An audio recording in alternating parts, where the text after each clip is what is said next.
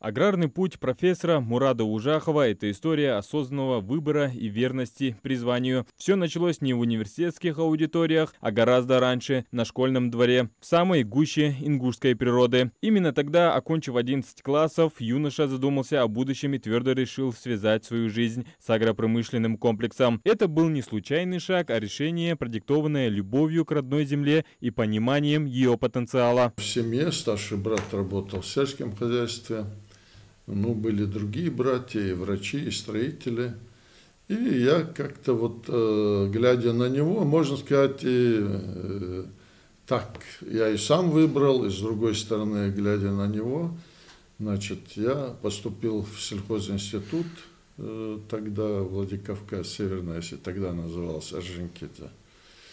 И после этого, после окончания института, уже в то время направляли, кстати, была хорошая такая форма трудоустройства выпускников, был направлен на работу после окончания института в Псковскую область.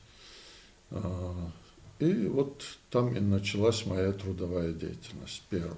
Целеустремленность и глубокий интерес к знаниям в 1998 году привели Мурада Ужахова на пост министра сельского хозяйства Республики Ингушетия. Это был период серьезных испытаний, когда всей агропромышленной отрасли предстояло найти свое место в новой экономической реальности. Именно его управленческий талант и фундаментальные знания стали краеугольным камнем, который заложил основу для будущего развития сельского хозяйства республики. Мы были на стадии становления. И надо сказать, что нам шли навстречу тогда.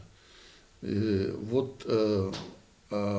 впервые мы разработали перспективный план развития сельского хозяйства Ингушетии.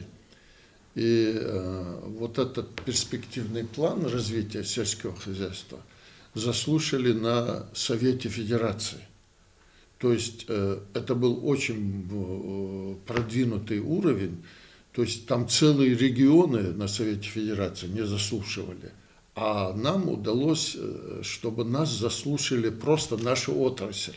Но путь Мурада Израиловича не ограничился только управленческой деятельностью. Свой богатый практический опыт он успешно перенес в академическую сферу. Под его научным руководством в 2005 году успешно защищена кандидатская диссертация, что стало подтверждением его глубоких знаний и умением передавать их. Исходя из своего опыта, из своих каких-то особенностей, мы выстраиваем обучение и готовим кадры. Но это тоже работа в сельском хозяйстве, подготовка кадров. Открыли мы буквально год-два назад новые направления плодовощеводства. Мы открыли семеноводство, мы открыли. И планируем в этом году открыть экспертизу, ветеринарную экспертизу. Мурад Ужахов не просто преподаватель, он наставник, который активно привлекает студентов старших курсов к научно-исследовательской работе, осуществляя руководство курсовыми и дипломными проектами. Им был разработан стратегический план породного районирования крупнорогатого скота для хозяйств Республики Ингушетия, что имеет большое практическое значение. Ежегодно под его руководством проводятся студенческие и научные конференции, раскрывающие потенциал молодых аграриев. Общий стаж научно-педагогической деятельности Мурада Израиловича 46 лет. Им уже опубликовано 112 научных работ. Мурад Ужахов – живая легенда своего дела, и в честь Дня сельскохозяйственного работника он поздравляет своих коллег с их главным днем года. Я им хочу пожелать, чтобы у них хватило знаний, сил, здоровья обеспечить свою республику продовольствие.